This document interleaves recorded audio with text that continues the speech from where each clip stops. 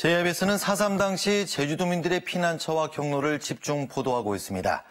그동안 진상규명 과정에서 제대로 확인되지도 않았고 이곳엔 4.3 유해가 있을 가능성도 높기 때문입니다. JIBS가 숲속의 한 동굴 내부를 확인했는데요. 깨진 항아리와 숟가락을 포함해서 수십 개의 탄피까지 무더기로 발견됐습니다. 하지만 의문점은 한둘이 아닙니다. 김동은 기자입니다. 서귀포시 안덕면의 한 곶자왈. 숲 안쪽으로 20분가량 깊게 들어가 봤습니다. 작은 구멍이 하나 발견됩니다. 한 사람이 겨우 들어갈 수 있을 정도로 좁습니다. 이 입구를 겨우 통과하면 성인이 서 있을 수 있는 큰 공간이 나타납니다. 길이만 수십 미터에 달합니다. 게다가 동굴 안쪽에서는 깨진 항아리와 그릇 조각들도 무더기 발견됩니다. 깨진 항아리는 4.3 토벌 작전의 대표적 흔적입니다.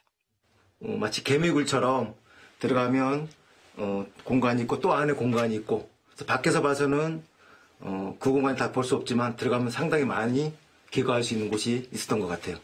제주 4.3 당시 피난민들이 머물렀을 가능성이 높을 것으로 추정되는 이유입니다. 이곳은 좁은 입구에 이어 내부에는 이처럼 넓고 긴 공간이 확인돼 4.3 당시 피난민들이 생활하기에 최적의 장소로 추정됩니다. 인근의 또 다른 동굴, 좁은 입구를 통해 내려가 봤습니다. 안쪽에는 깨진 항아리와 숟가락까지 확인됩니다. 또 현장에서 발견된 고무신은 밑부분을 덧붙여 만든 흔적도 보입니다. 누군가 이곳에 머물렀다는 얘기입니다. 하지만 의문점이 한둘이 아닙니다. 동굴 한쪽 구석에서는 수십 개의 탄피가 한 곳에 모여진 상태로 발견됐는데 40개가 넘는 탄피를 왜 모아뒀는지 궁금증을 더하고 있습니다. 게다가 이번 현장 확인 과정에선 동물뼈 등 상당량의 뼈들도 함께 발견됐습니다. 과연 이곳에 누가 머물렀을까? 이곳에서 3km가량 떨어진 일명 매눈이라 불렸던 명의동 주민들의 피난 동선일 가능성이 제기되지만 아직 증언 등 관련 기록에서 내용이 전혀 확인되지 않고 있습니다.